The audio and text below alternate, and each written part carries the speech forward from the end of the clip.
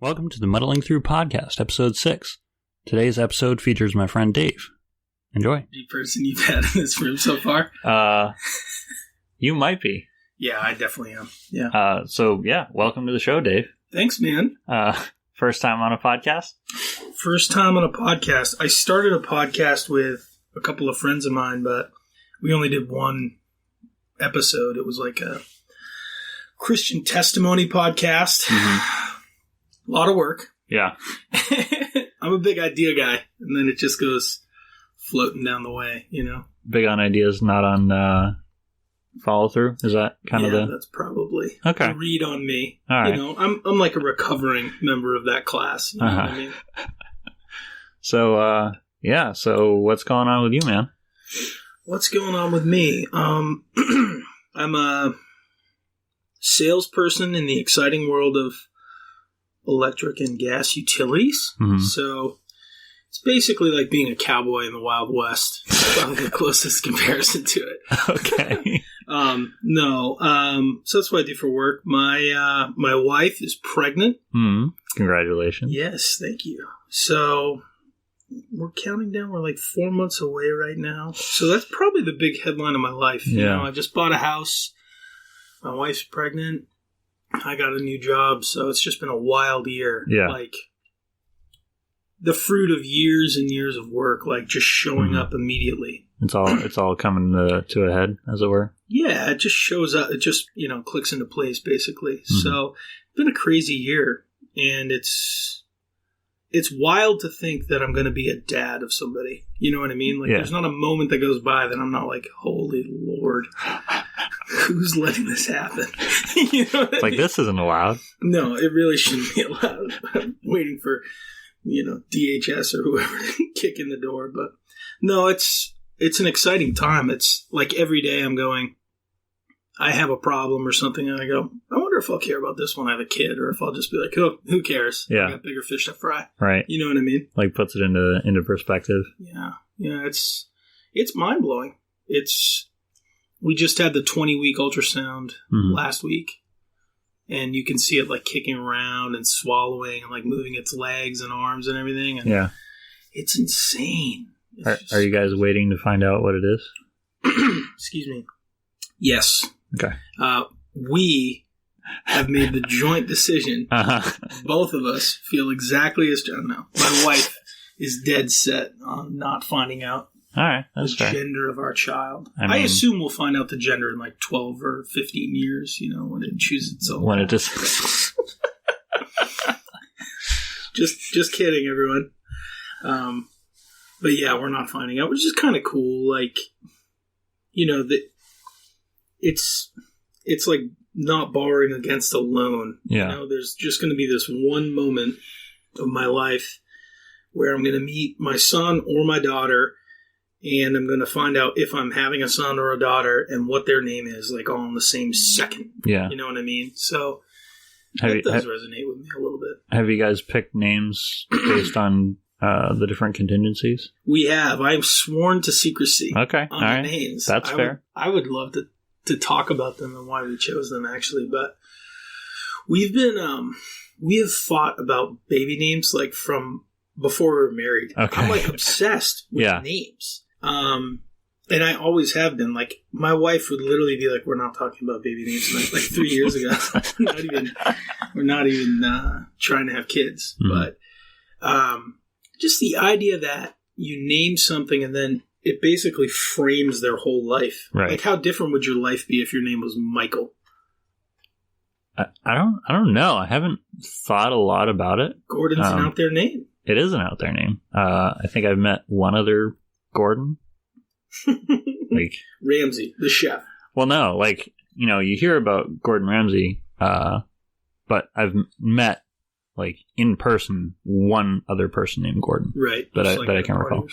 I think it was at work, work in retail. You have your name tag on and someone's like, oh, I don't see that name, like, ever. So it's another look Gordon. At that. Right. Oh, my God. Yeah. Yeah, it's funny what goes for a name now, too, because, like, 100 years ago, you would probably run into a lot of Gordons. Really?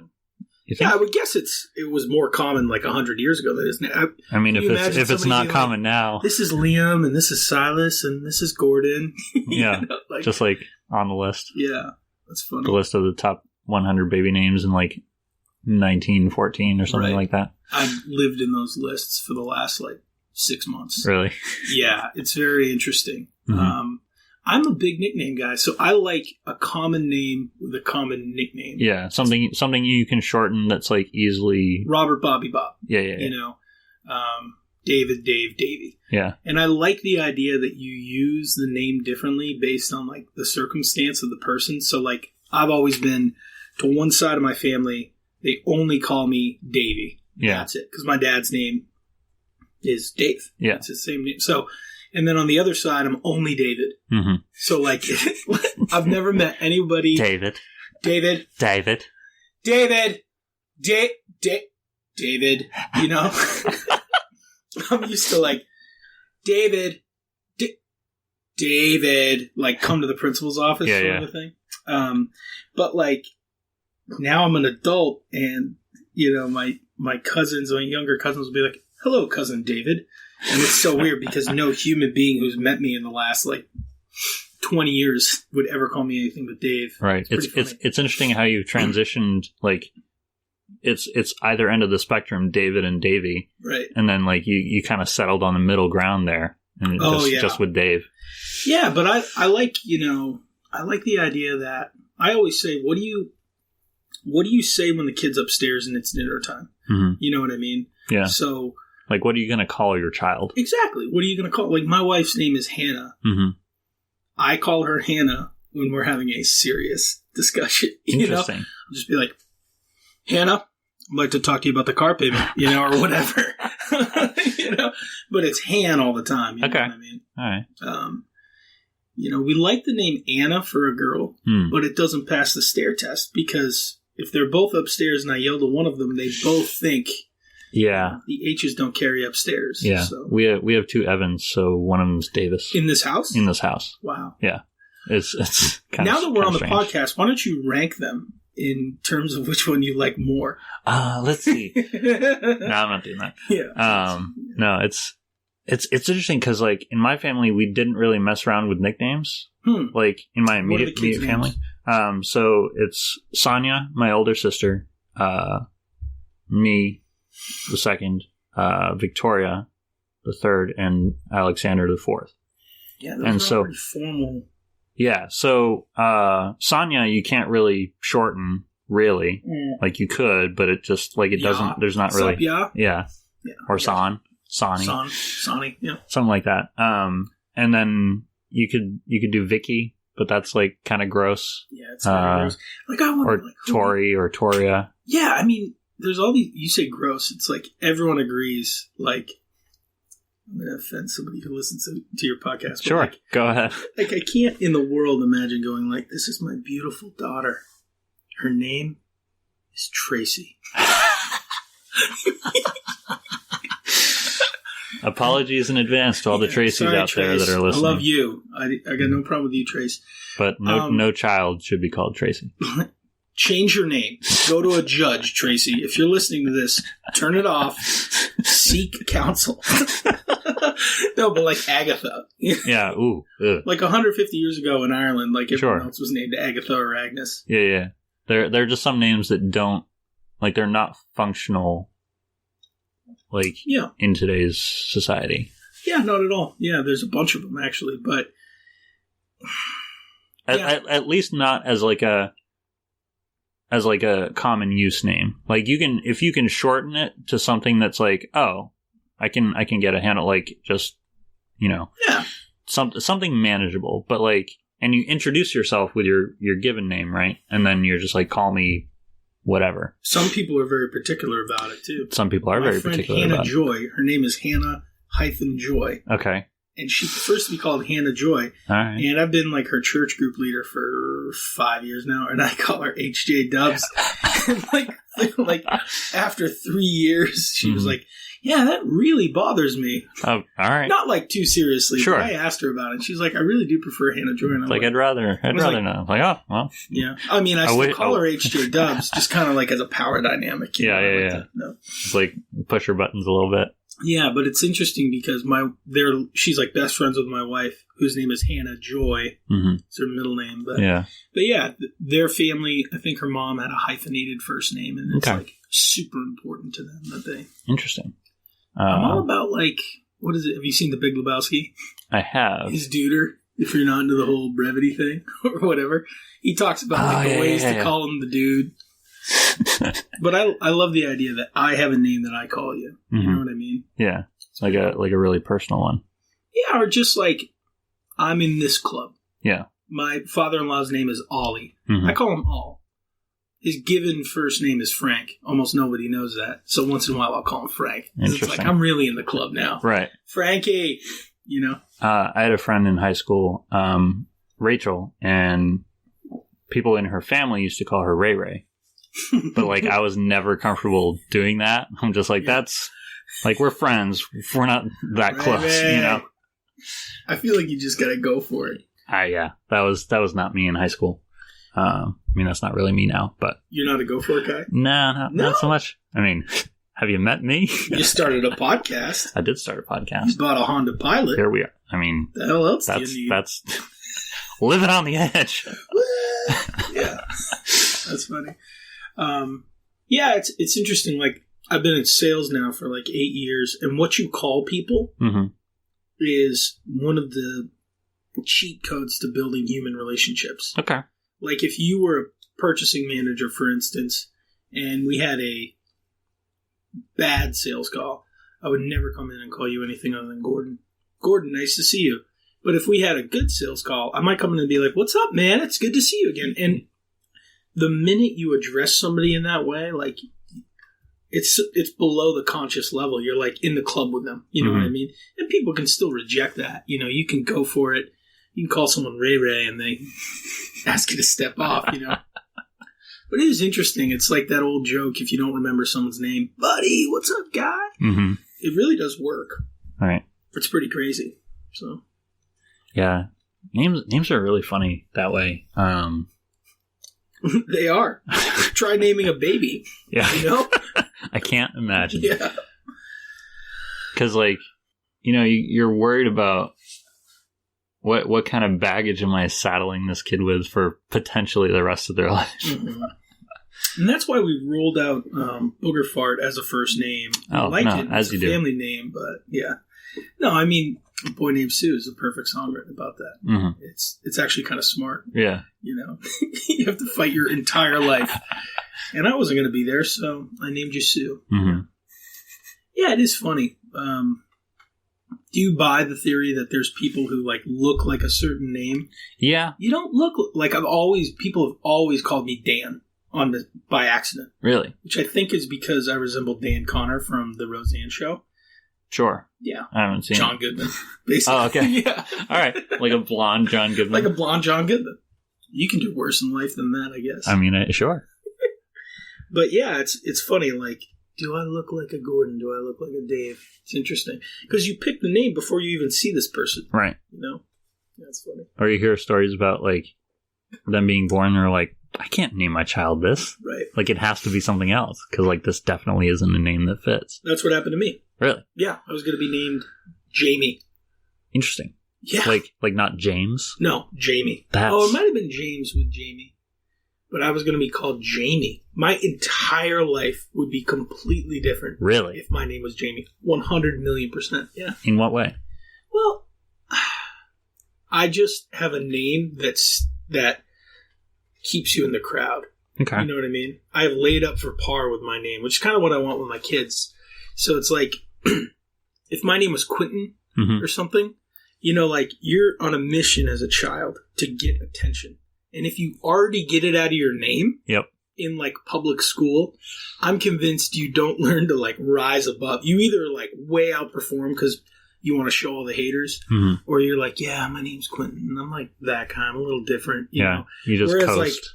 like, whereas like I'm Dave, and my goal is like to be just a normal dude named Dave. I don't know. I mean, I guess. I guess. If you want. Yeah. It's funny. So, what's up with you, Gordon? Never been on a podcast before. Yeah. I mean, this is pretty much how it goes, just having a conversation. Sometimes it's more structured. Other times it's decidedly less so. Yeah. The last podcast was around 2 hours, and it was just my friend Brian just chilling, talking about his work experience, really. Was that the one who had just gone to basic training? No, that was Nathan. Okay, Nathan. Yeah. Okay. So, who was the one before Nathan? I believe that was William. Okay, I don't know which ones I listened to. I like picked through a couple of them. Yeah. And one where you were talking about toxic masculinity. Was that just you at the end? I mean, that was me and Nathan.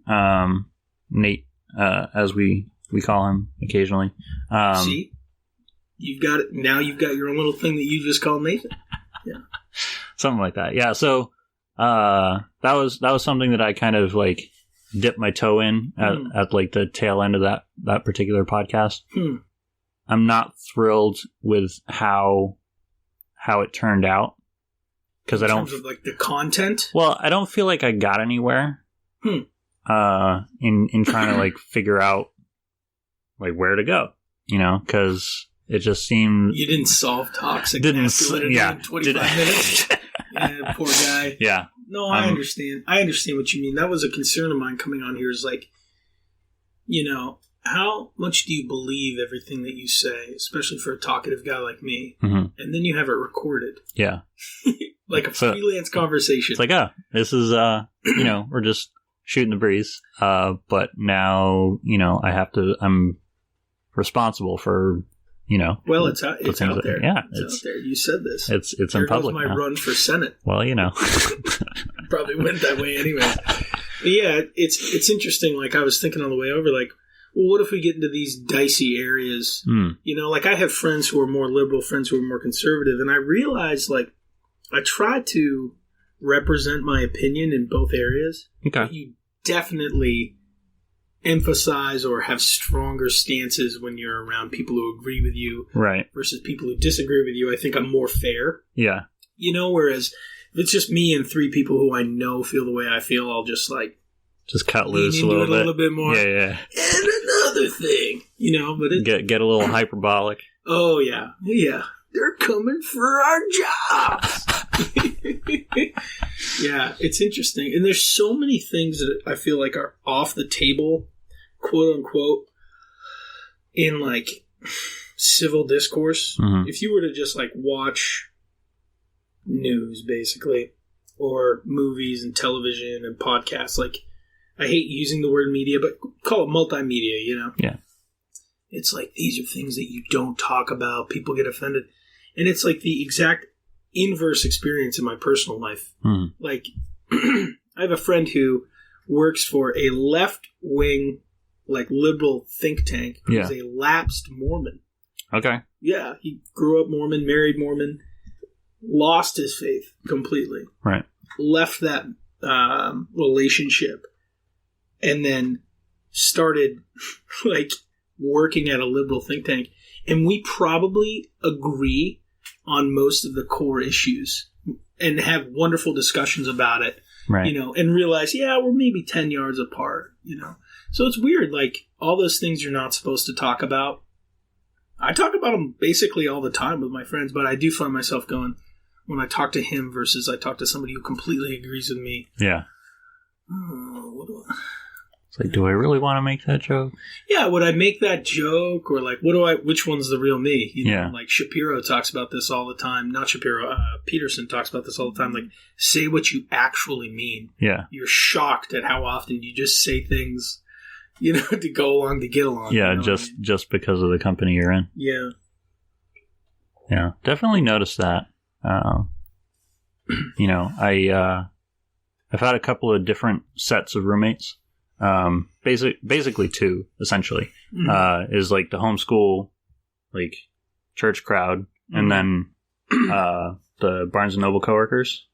is basically the two. So they feel exactly the same about all issues, right? Yeah. 100%. No, so I mean, we tended to steer clear of politics in either regard, but you get little drips and drabs, and it's one of those kind of confirmation things. Like, I can't believe like this thing.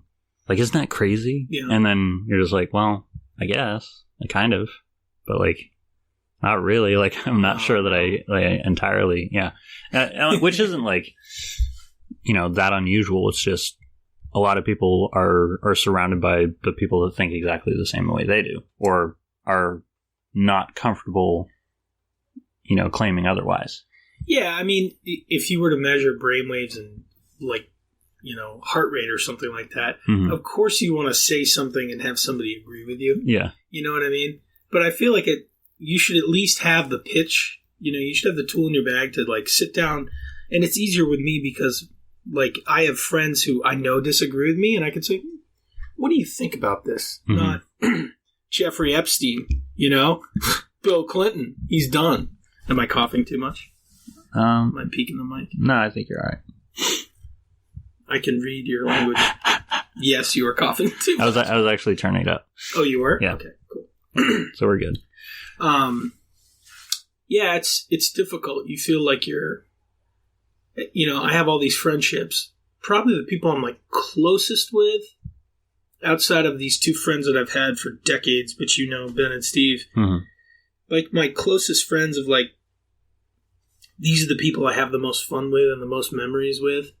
They're all like, they think the fact that I'm a Christian is crazy. Mm-hmm. I don't think they think I'm a fake. Okay.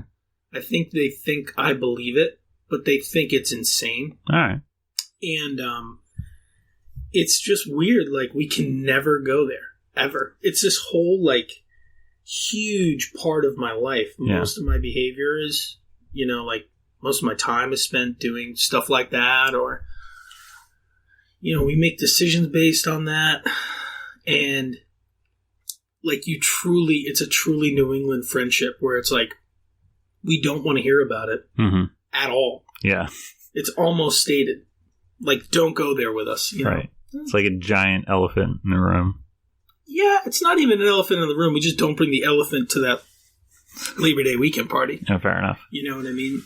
And so my goal is always, okay, so how do I interact with all these people, have fun, mm-hmm. not just be a bump in the log, when the person that they've invited is like me from 2009. Yeah. Who was like binge drinking, or years later, like getting really high and just saying the lewdest thing I could possibly say. Do you feel like less of a person when you're like at a less complete version of yourself? That's a good question. I kind of feel like I'm scuba diving, Okay. Like it's this other place that I'm going into, and I'm there for my reasons. And part of that is just enjoyment, and having fun. And the other part is I feel personally called to, like, you don't become a Christian and then shut everybody out. I think that's a wrong response. I think it's better to be in the mix with them. You know what I mean? Mm-hmm. But I definitely come away from those weekends going, should I have said that? Is that representing my actual beliefs? Or it's like, I can feel in the moment, I've had maybe like a couple beers or something like that, and I see something, and one of my superpowers is I have a quick wit, and I can go, oh, if I say this, this will be funny, or this movie quote works here, or I can make fun of this, or I can reference this memory. And maybe it's mean-spirited. Yeah. Or maybe it just involves bad language. Mm-hmm. And I can enter into that like little trial, and when I'm there, I'm much more apt to go through with it. Gotcha. And, cut somebody down or whatever, are they, they aren't major crimes, but you can just feel that part of yourself where it's like, do I think that? Would I say that if I was just sitting on the couch with me and my wife? Mm-hmm. No, I wouldn't say that. That's not what I believe. And yet you're saying it because now you're in this economy where the currency is people's attention and laughter, mm-hmm. and you're doing everything you can to pull it in. So I just feel like, not that I'm not a whole person, but before I was a Christian, that's all I ever had. Yeah. People's approval through laughter. That's it. Interesting. And it's easy to go back into that and just start mining the same old currency again. You know what I'm saying? Is there a difference between that and like masculine bonding through ball busting? Yeah, I do. So I do think so. I was talking with a friend about this. Like, they bond through ball busting. Yeah. You know? And that was an adjustment for me. And there's still a way to do it. Yeah. And frankly, if anything, like, my faith has made me, I think, less sensitive. Okay. You know? Because it's not all I have any longer. Mm-hmm. Their take on me is that I break stuff. You know, I'm a klutz, you know, and I'm a big, dumb animal, you know, Tommy Boy type of a thing. All right. You know, and now I can kind of go, yeah, you know, they have a point. But it is interesting. Like, there's this one group dynamic where everything is about the joke. But no matter what and where you go, there's either ball busting or gossip with guys. Interesting. Like, people are either busting your chops. Mm-hmm. They're busting your chops. It might be to your face. Yeah. Is basically what I'm saying. You know, like, and I think that's just something that women just don't do naturally. You know, like, I'll get back from, you've come over my house for a fire many times, and we'll hang out, or I'll hang out with some of my other friends, and my wife will be like, so what you guys talk about? And I'm like, I have no idea. No clue. Doesn't matter. We were just making fun of somebody. Yeah. Could have been, you know, anybody. Princess Diana or, you know, Genghis Khan. I don't know. Yeah. But we were just, you kind of sit around and just, like, bust chops. And just vibe. It's like jazz almost. Mm-hmm. Like verbal jazz. Yeah. I mean, I play a lot of music, and it's, you can, like, feel people's personalities when you're playing music. I play with these three guys. We're all in very different lines of work. We don't have like, if you were to just check boxes, we have almost nothing in common. Mm-hmm. But we have almost, like, this musical friendship. We played a gig a couple weeks ago, and we just started playing a song that they had never played, and they all just hopped in, and we played it perfectly. You know? Right. Because we all had kind of an idea of where we were going with it, and I can look at this guy, and he kind of knows me when I'm doing some, you know, so it is kind of like that thing you have in music where when it's actually good, you're not thinking about what you're playing. Mm-hmm. You know what I mean? And it's the same way with, like, friendships and discussion. Yeah. And I think with that group I'm referencing, the big thing is it's just as effortless. It's just at the end of that weekend, sometimes I look back and go, I didn't show up the way I wanted to show up. Mm-hmm. It's not my job to always fit in and always say some really funny thing just because you have it. I actually consider it my job to sometimes be the stick in the mud and go, like, hey, I'm not talking, you know, I'm not going there with you or whatever, you know. Mm-hmm. So it's hard. Like to kind of move the needle in a positive direction almost. Yeah, like, if you ever really want to test yourself, try to stop gossiping about people. If you really want to know how messed up you are, you know, and instead ask yourself, while you're gossiping about somebody, what would the dynamic look like if I were to say, I don't know, disagree with somebody? Mm-hmm. You know, like, you talk about saying something you might not agree with, right? If you, I, and someone else are in the room, and one of us leaves, and the other guy looks at him and goes, I gotta tell you, he's just getting on my nerves today. You know, I doubt the first thing you would say is, hey, man, you really got to speak to him about that. I'm not the right guy, you know? Yeah. Some part of your brain is going to go, yeah, he really sucks, doesn't he? You know what I mean? The kind of the default setting is to agree with people and get along. Yeah. Like, or if you aren't agreeing with people, to not disagree with people. Oh, yeah. It's like an art. It's hard for someone like me who loves to talk and have conversations, it is very tempting almost at all times to just completely sell out your character and the things that you have soberly decided are true and valuable in your life. It's so easy for me to just be like, screw that. Yeah. You know? Just like off the cuff, shoot off the mouth. Mm-hmm. Yeah. Things you don't believe, you know, things you would never represent yourself with, because there's this weird, like, barometric pressure in a conversation that is obviously there. Mm-hmm. And everyone knows what I'm talking about, but we have no word for it. And it just can force you into representing yourself in a way that just is not true. Mm-hmm. You know what I mean? And it's hard to combat. Do you have any strategies for that? It's funny you bring this up, Gordon, because I'm selling my book, Strategies for Barometric. No, I'm just kidding. For only $15.99. 3 easy payments, by the way. Yeah. No. So you're familiar with the gas explosion that happened in the Merrimack Valley? Not particularly. Like last year or so. Okay. I work for a gas utility, and basically the gas utility in Massachusetts screwed up really badly, and a home blew up and somebody died. Damn. Yeah, all right.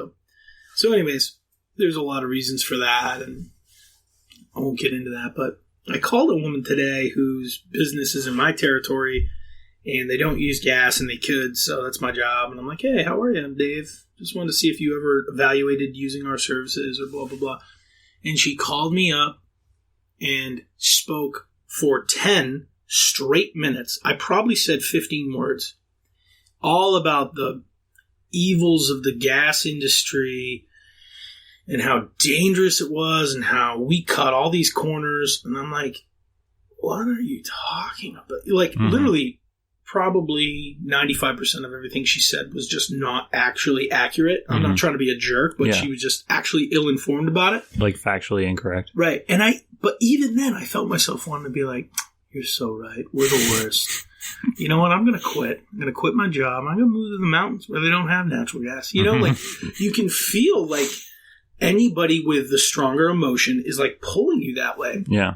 And my strategy, and this is only from sales, you're basically a hostage negotiator, you know, like, and there's some part of it where you can't get mad because here's a woman talking about people dying from natural gas explosions. And you need to remember, if you're going to really disagree with somebody, is that the only thing that matters is when she hangs that phone up, what does she think happened in that phone conversation in the first 5 seconds? That is literally, she will not remember. Right now, what time is it? 6:30 at night, right? We talked 2 hours ago.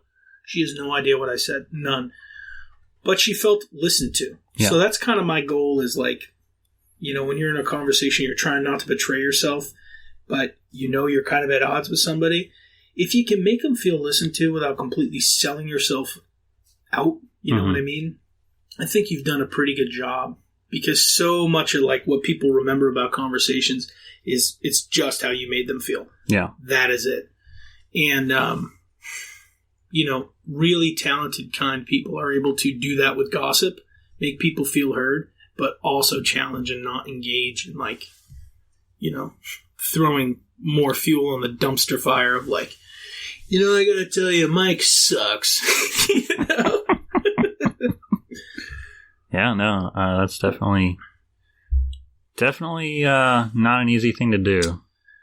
No, it's hard, and it's only getting harder because we don't communicate in person that much any longer. That's the scariest thing about thinking about having a kid, is like, I consider myself really, really good at reading people, you know? Like, it's basically been my only skill set, is reading and adapting people, because I'm a sales guy. And now I'm going to have a kid who grows up with this thing, and I'm holding up a phone for the listeners at home. And I don't know if they're going to communicate the same way that I'm going to communicate. Right. You know what I mean?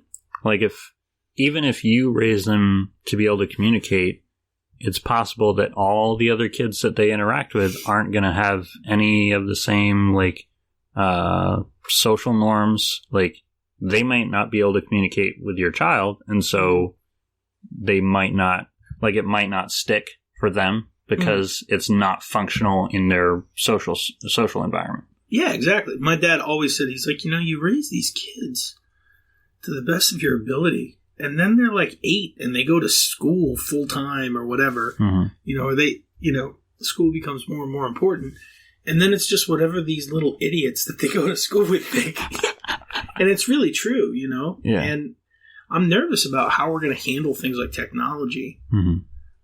I knew somebody in college who he was having an argument with his girlfriend, and she asked him if he could go back to his dorm room so they could continue the conversation on AOL Instant Messenger.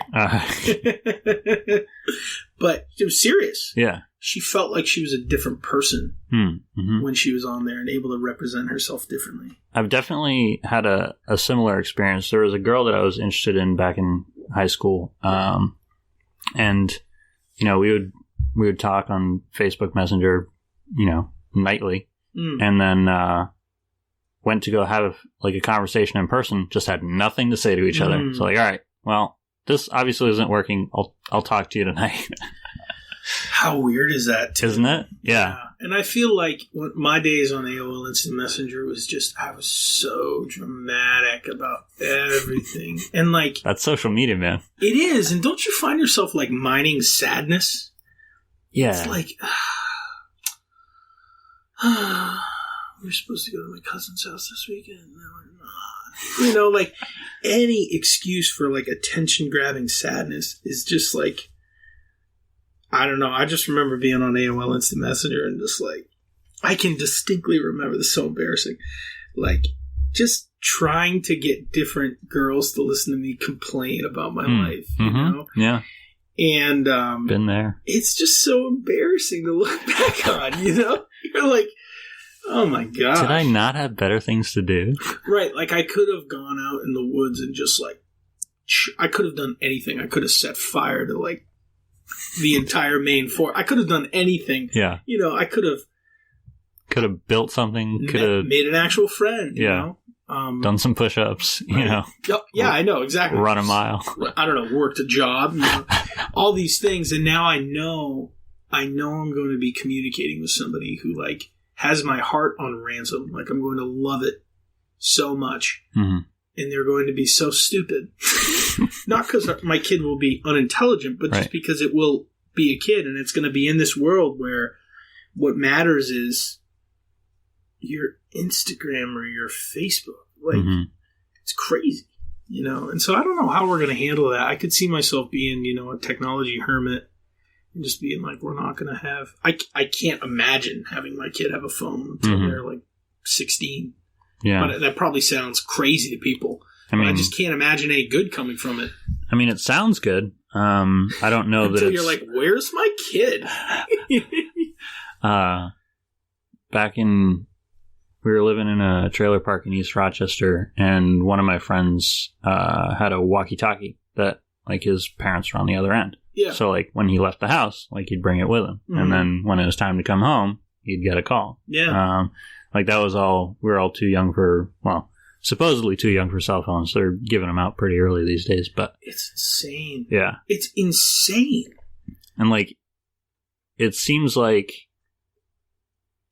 it's just pawning off the responsibility of keeping your kid entertained. Like, it might not be your responsibility to keep your kid entertained. Like, it's probably their responsibility to, like, keep themselves entertained. Yeah. But they'll never develop that ability. Right. If you always... If they have, that. And then also, like, it's just easier because everyone else has a phone, you know? Like... Well, now they're not participating in the culture. Right. You know, or now they're the weirdo kid. Yeah. Yeah, it's such a strange thing to think about now, and it's still some years off for me, I guess, but I have nieces and nephews, and you should see them with an iPad in their hand. You know, it's like, we'll all be together for Christmas, and it's just unmitigated chaos. Someone's crying at all moments, you know, and it's not because they're bad kids. They're all great kids, actually, but they're just kids, you know, and just constant pitter-patter, loud noises. And then you'll be like, what happened? Did we get rid of the kid? Did we sell the children? And then you turn around and they're like either watching TV or playing on an iPad. Yeah. It's freaky. Yeah. You know, it's like a drug for kids. But it's one of those things where it's like, I can give this to my child and I won't hear from them. Right. So, like, if they're making a nuisance of themselves, it's like, oh, this is easy. Like, it used to be put a movie on, and, like, it still is to some extent. Yeah. But, like, the go-to used to be put a movie on. They'll calm down because they're focused on the movie. Now it's, here, you can have my phone. Yeah, and, the easy thing about you and I talking about this is my friend who has 3 kids says everyone's a perfect parent until they have kids. Right, exactly. Wait till you've been up you slept 4 hours a night for like 6 nights in a row, and you have 2 or 3 kids, and you just need a break. Right. You need one. I'll ask you again when your kid's I was 4. just thinking about that. I was like, I'll listen to this in a little while and just be like, what an idiot that guy was. What an ass. He's an ass. But I don't know. I have this running theory that, like, if you force the kid to entertain themselves on books and games and not electronics, they might have the ability to do that throughout their life. Yeah. But if they never reach that amount of boredom, they're never going to develop that ability. Right? Like, my friend asked me about last night about learning a musical instrument, and he's like 30, and I was like, yeah, you can learn it. I mean, the only variable is practice. That is it. The reason I can play guitar, though, is because I grew up in Maine with no money. Yeah. And I busted my leg one summer, and so I just had literally nothing to do. Like, I broke through the wall of boredom and kept going. Yeah. So I was like, well, every time I wanted to stop practicing, I was like, there's literally nothing else I can do. So I'm in the middle of Maine. There's nowhere to go. There's nobody to see. I literally have this guitar.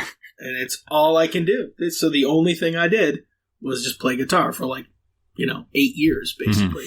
And so now you have this skill set. So I wonder that about kids. Like, if you just force them to be bored, almost like letting kids cry, will that have an impact? Yeah. Ask me in a year and a half. Right. I mean, I feel like, the letting the kids cry thing, I think, is a valid, experiment to kind of come back to in that time frame. But the boredom thing, I don't think that's going to be a factor. 3 years, 4 years. Yeah. Because year and a half, they're, probably walking, but they're walking around. The entertainment is But anything to distract from the crying. Yeah. What you do, you know what I mean? It's difficult. You have all these ideas about it, and then you go, oh, well, you try it. Yeah.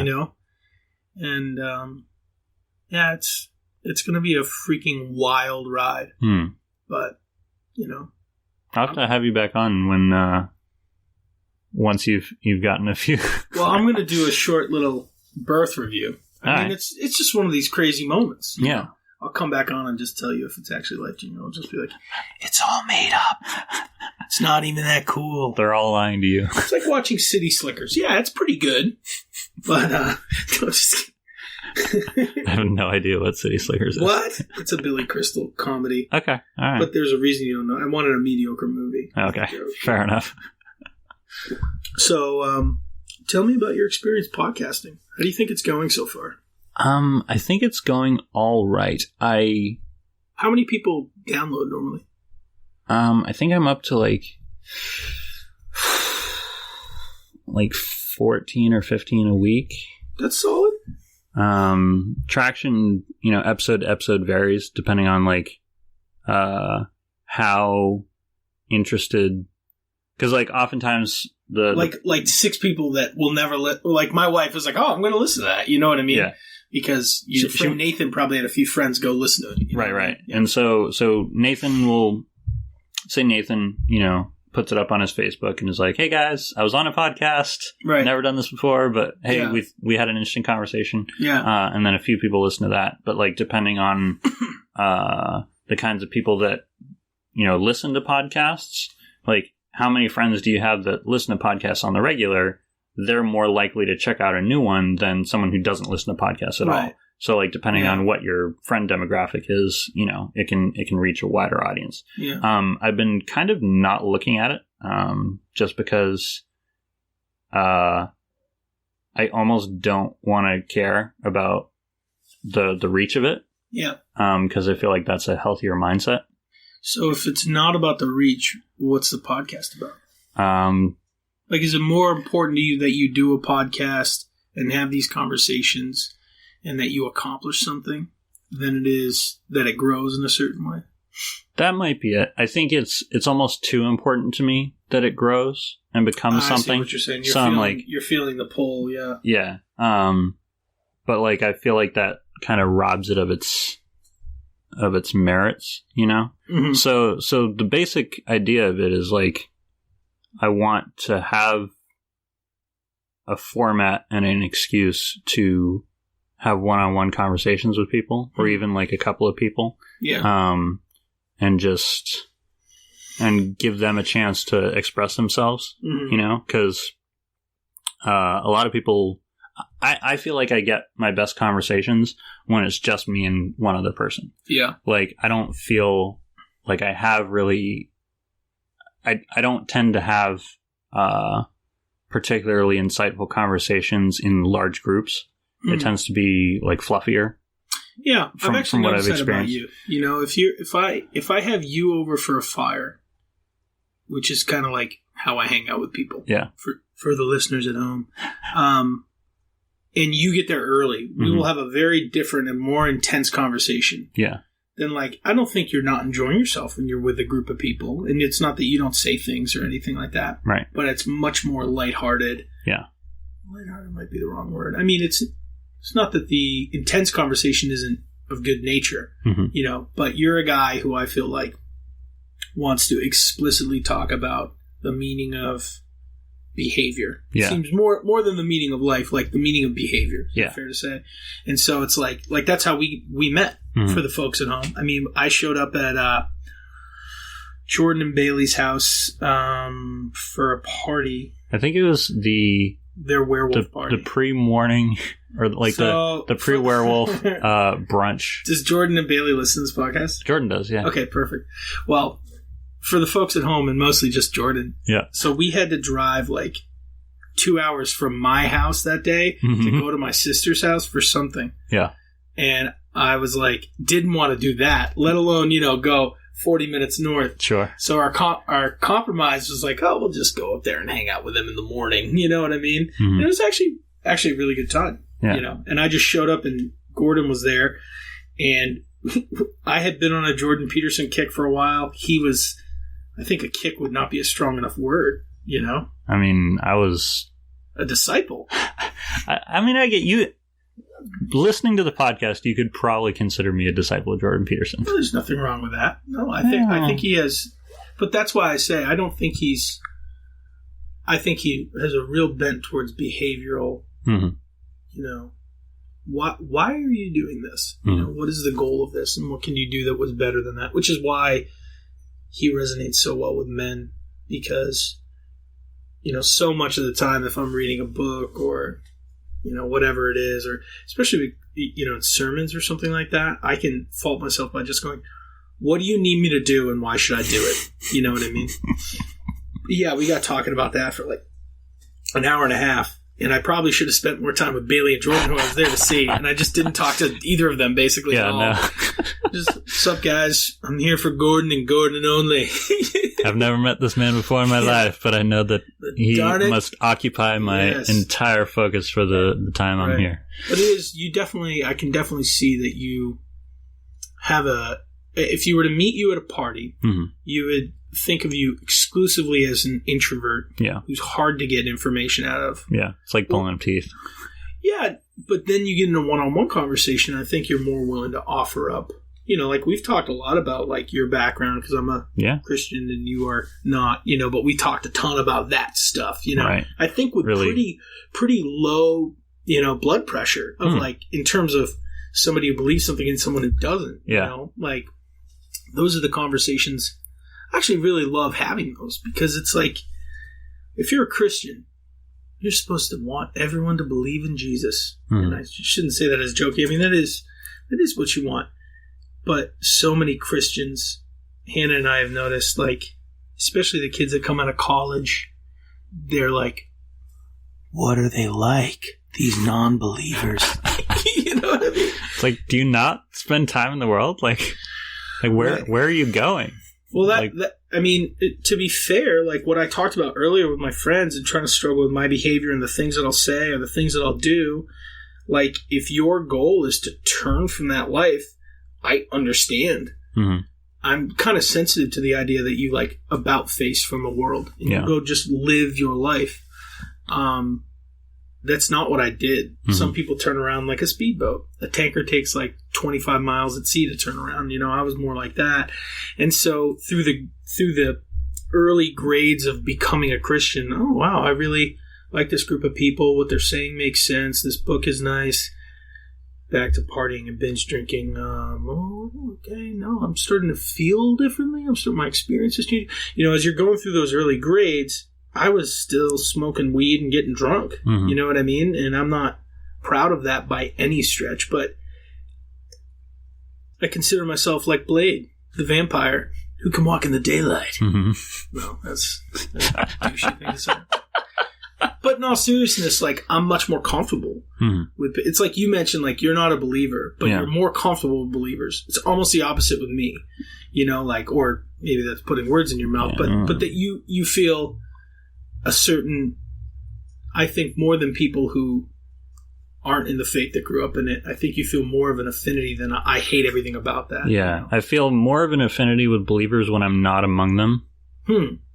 Which is interesting. Like the right to defend or the duty to defend them? Kind of, yeah. So, like, if I'm around non-believers and they're talking some smack and be like, can you believe these idiots that believe in the giant man in the sky frowns upon them for such and so, or like on the off chance that the invisible man in the sky doesn't want them to do a thing, they're going to be like a shitty person. Yeah. And it's like, yeah, well, I get it, but that's not the best.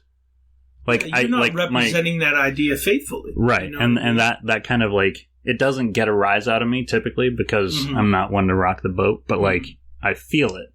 Right. You know?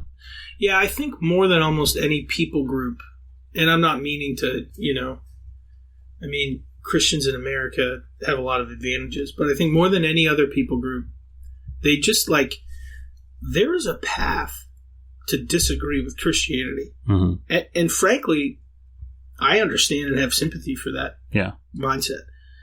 I think it is the most commonly undiagnosed, like the Christianity that my friends disagree with does not exist. I don't think you would say it exists. You know what I mean? Like, like they, you know, they'll explain like what they don't like about it. And I'll go, well, okay, I'm a Christian. I live in community with Christians. I've never once met someone like what you're talking about. Doesn't mean they don't exist. Right. And there's plenty of reasons to disagree with it if that's how you feel about certain facts. But I just feel like, I was talking with a buddy in an airport one time and he's like, you know, yeah, just, you know, Jerry Falwell. And I'm like, I don't even know who that is, man. And I think he's been dead for like 20 years. He's the, his son runs Liberty. I found out later, you know. Yeah.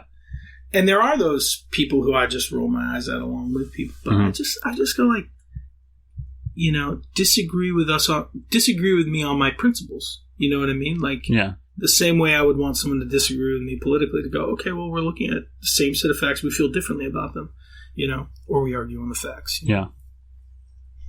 What do you think about that? Think about disagreeing with people. Well, I feel like I talked over you at one point. You were going to come back and say, well, I don't know about that. I mean, I feel like there are enough people misrepresenting the faith on their own that are in the faith, you're saying? That are in the faith. Like it's not that much of a stretch when non-believers misrepresent it. You feel me? But are those caricatures? Like who's a person? You know what I mean? Like a specific person? Yeah, like Robert. You know what I'm saying? Like, to me, if people watch Fox News and see Christians, like, if they want to hang the Westboro Baptist Church, which I don't think a lot of them do, but, you know, if they want to caricaturize that, like, based on looking at media, I think we all do that. Yeah. But, like, I always wonder, you know, like, I'm the only Christian most of my friends have met. Mm-hmm. And they're like, well, Christians hate gay people. And I'm like, okay, so I said this to I was like, so I'm your friend, right? Mm-hmm. We are friends with multiple gay people. Yeah. Do I hate them? No, you don't. Do I like them? Yes. Am I friends with them? Yes. Yes, you are. Mm-hmm. Then where's your micro level example? I always wonder, you know, or is it convenient? Mm-hmm. You know what I'm saying? I think it is convenient, but I don't think it's necessarily untrue. Like, I feel like a lot of people in the we'll call it the community, because it's like straight people and everybody else. What do you mean? Like, the gay. You're talking specifically to the gay. Yeah. So like they've gotten a lot of grief over the past, you know, however many decades. Yeah, long time. Specifically from, you know, the fundamentalist Christian group. Yeah, and I feel like that's not really I feel like a well practicing Christian, if you will, is like, I don't want to say condoning, because I feel like there's some very specific things the Bible has to say about homosexuality. But like, if they're not loving, then that's not practicing fully, right? I 100% agree with that. And I feel like there's enough of that the charge of Christians being like, I feel like it's more than 60%, you know, of Christians, more than 60% of Christians feel that way. I would say so. Yeah, I think that'd be tough. I think that'd be tough to prove. I mean, it would be tough to prove, but I feel like that's kind of the. I think that if you polled people, that is what they'd say. Yeah. I just go, if you're really experiencing that, especially in the Northeast where there's not a lot of Christians, and most Christians, if you drive around to most churches that have the word Christ on it, they have rainbow flags out in front of, you know what? I think they do now. Yeah, like it's way less. Yeah. Okay. I just wonder. I go like, listen, I am a high critic of Christians. I've led communities in Christianity for like 5 years. I'm a pain to deal with. Yeah. I'm the first person to go, this is wrong. You know what I mean? And I'm wrong about a lot of stuff myself. But I just go, I guess I don't understand. I can understand somebody being in the LGBTQ community inferring and maybe going like, these people really don't like me, you know? Yeah. And I think when I had a friend come out, I think that was like an unspoken, like, is Dave and I cool anymore? Yeah. You know what I mean? And I actually completely understand that. I just have a hard time going, of the 10 Christians you meet in your life, did 6 of them treat you like dirt? Or is it more that the people you hear about, the Christians you hear about that are lifted up, like all the most famous Christians in America, I would never listen to anything they ever said. You know what I mean? You know, like Andy Staley or Joel Osteen or whatever, you know, it tends to be like the megachurch Christians kind of deal. I think there's some people who happen to have a ton of people go to their church that do a fine job.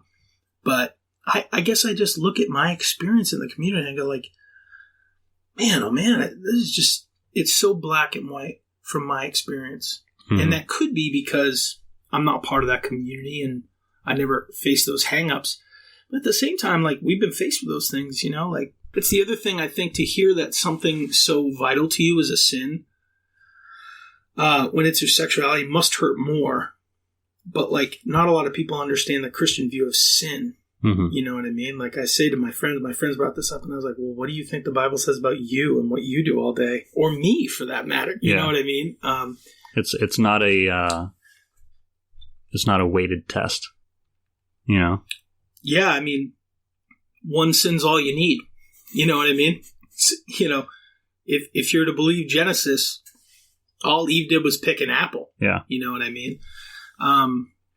Yeah, it's hard because I can get my feathers really ruffled by people who I think are quick to abandon the clear meaning of God's word. And yet, on the other hand, I don't think we always understand that if you're not a Christian, our ask should not be that you live as a Christian. Yeah. You know what I mean? The biblical rules don't apply to non-Christians, and that's something that we forget about a lot of the time. I was talking with my family, like, a couple asked me to marry them, or friends of mine, and like, I basically wanted to, they are professed Christians, and so I kind of wanted to talk with them about like, okay, well, if you want me to speak at that wedding, like, this is what, I would expect a Christian relationship to reflect and look at, and it's not, are you checking all these boxes, but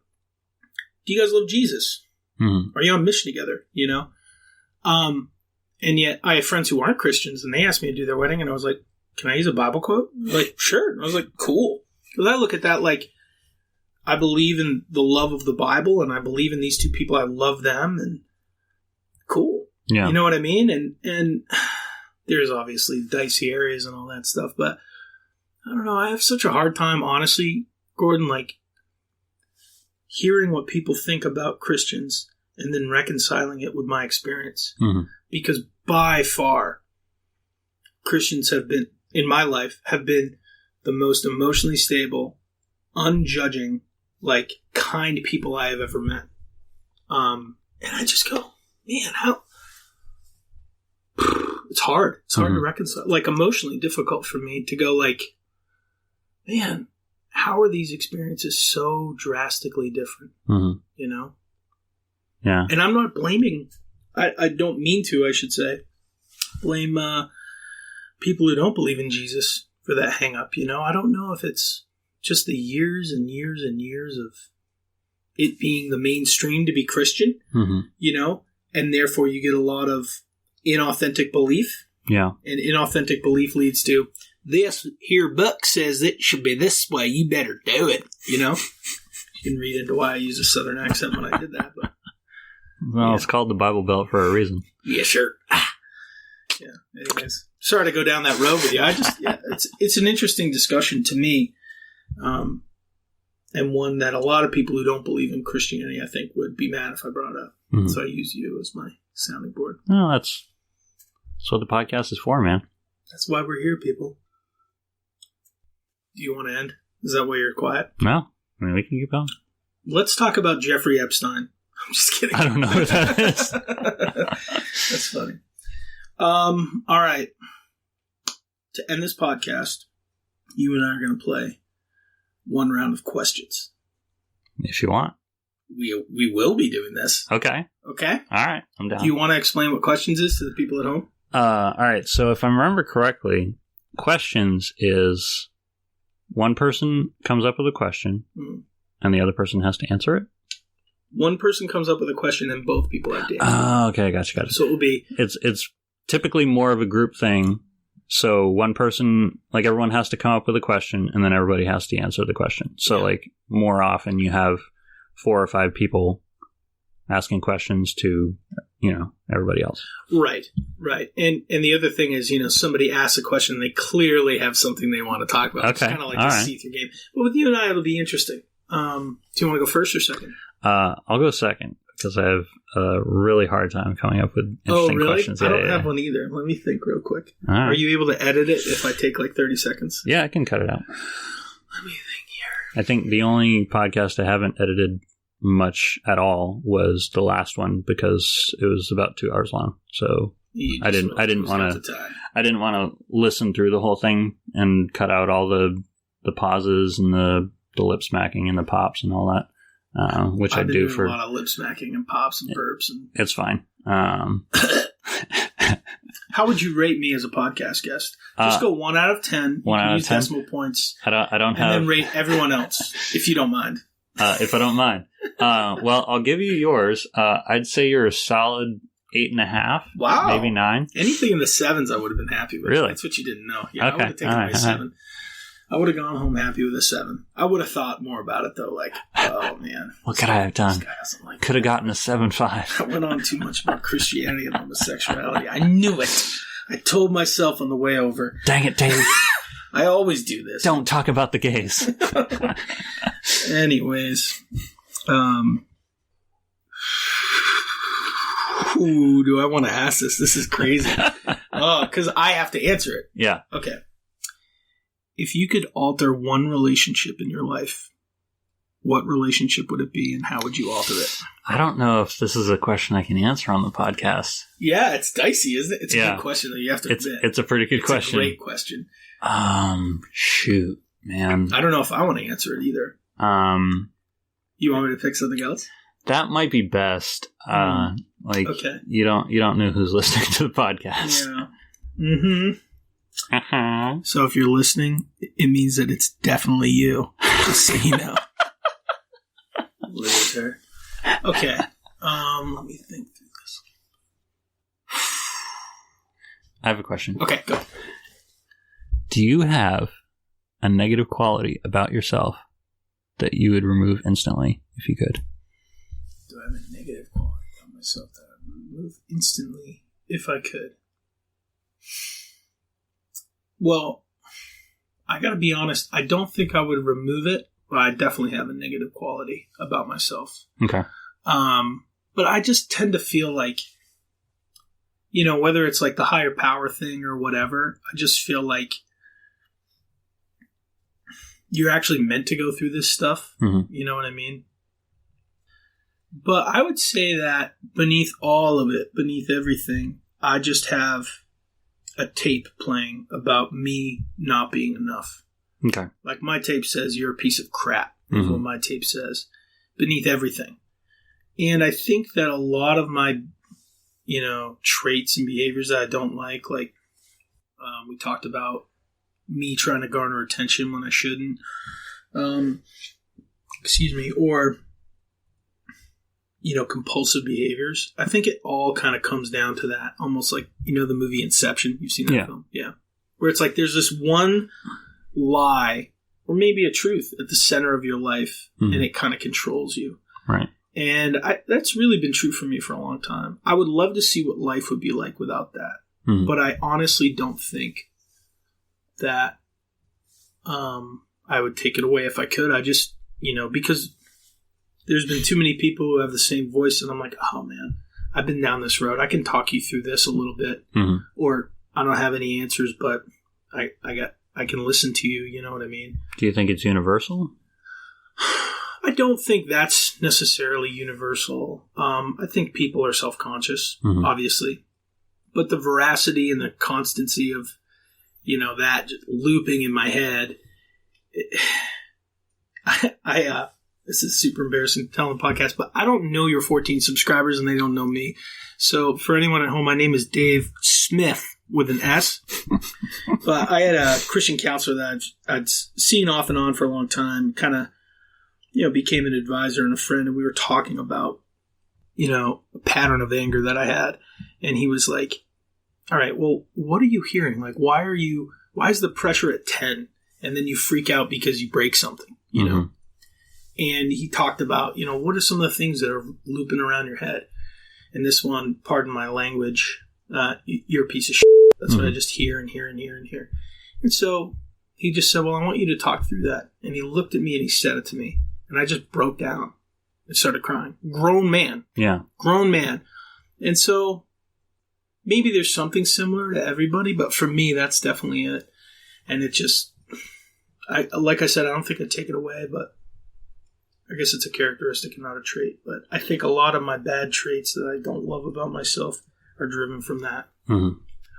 What about you? So there's a part of me that I've more or less managed to keep at bay. I don't want to, come across as like super edgy or whatever. You are. Everyone knows you're edgy. Everyone knows it. Look at you incisors. I want to siphon your gas. So I've had some issues with violence in the past where like it takes a lot, but I kind of lose control a little bit. You see red sort of a thing? Yeah. And it's only been a handful of times, over the entire course of my life that I can recall. And that isn't my answer. Because I feel like if I were to work through that properly, like there's a a healthy channel for that. A healthy channel and an integration, if you will, an integration of the shadow, going back to Jordan Peterson, or Jung specifically. Yeah. So my answer would be my need for specific instruction. So if I don't have specific instruction, I need to seek out an authority to tell me what to do and how to do it. I see what you're saying. So, like, it's a certain... You want more autonomy? Yeah. Be able to act the same way if somebody's watching or not, or if somebody's getting an order or not? Yeah, but also, like, be able to come up with a plan on my own without having to rely on someone else to tell me, like, all right, here's what you do and here's how you do it. Because, like, there's a certain... And that's, you know, all of these traits that we talked about, like any negative trait, you can work to overcome. And this is something that I kind of have to work on. But like, if you aren't used to operating on your own and making your own decisions and living kind of, and this is like a manifestation of, I think, anxiety as well, worried about doing something wrong. Like, doing things incorrectly is why I need specific instructions. You're more motivated by not screwing up than it is to do things well. Right. Yeah. More or less. That is difficult. It's perceptive to think of that as something to change, too, because it's not an obvious thing. Yeah. You know what I mean? And I think this is, like, some part of that aspect came up in a conversation about the Understand Myself, the Jordan Peterson, like, personality quiz that we talked about when we first... When we went to Cozy's the first time. Yeah. And I was talking about how I was really disappointed with my results because I was like all the way over here and always all the way over here and like had all these really terrible, like this prognostication of like, man, like you're a mess. Look at these numbers. And you were saying like, you know, you're super conscientious. Like, you know, that doesn't really fit the number you got. And kind of my response to that is like, I'm not particularly conscientious. I'm just scared of doing it wrong. Right. Yeah, but isn't conscientiousness something that other people experience about you? You think?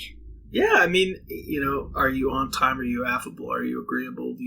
Are you an add to a group? Those are all things.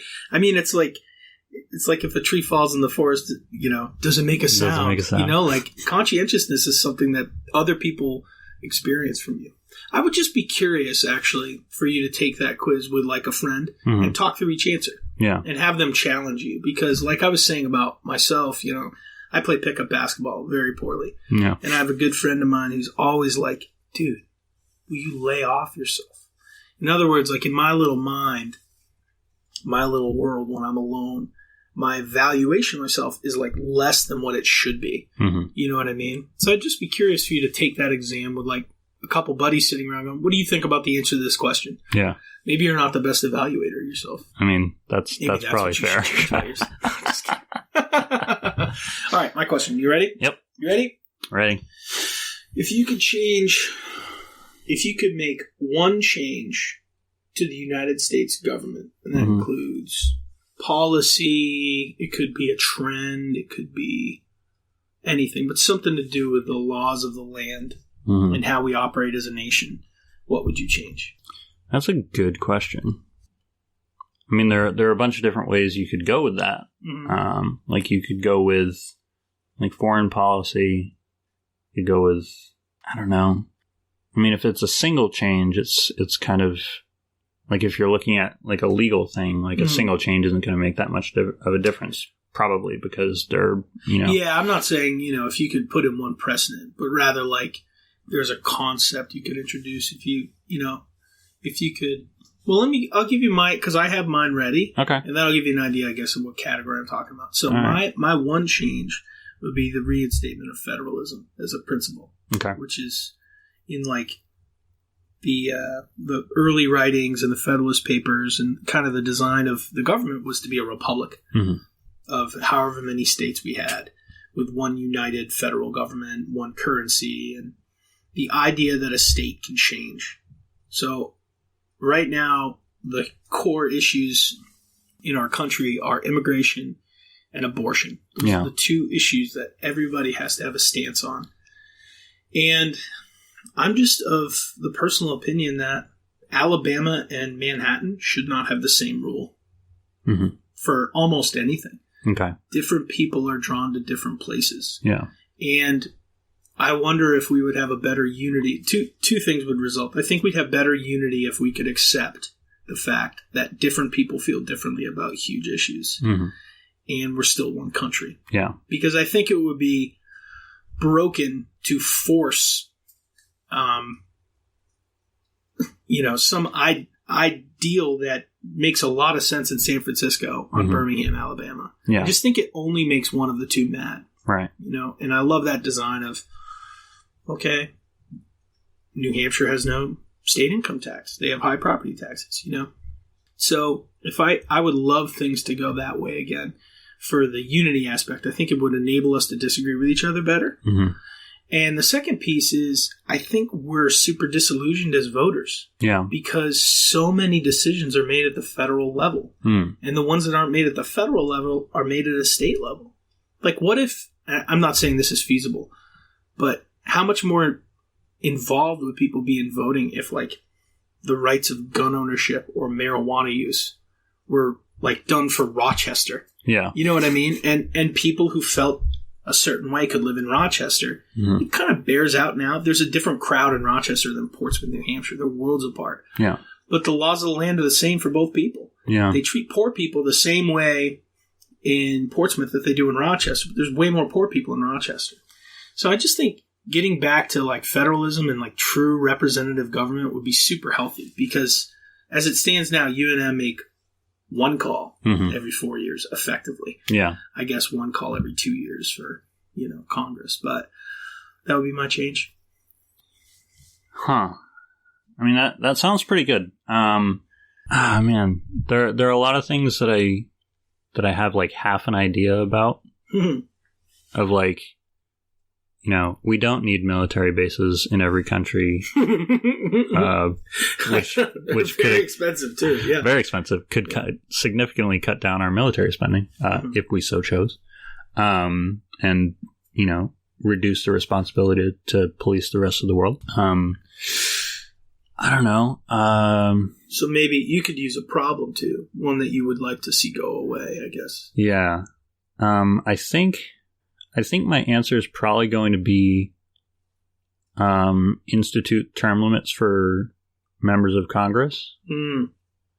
Because like a lot of the issues I think that get kind of passed on to the people are, talking points and like people arguing on either side. And like the further one side pulls in a certain direction, the harder the other side digs its heels in and like isn't going to try to fix, whatever problem we're trying to deal with.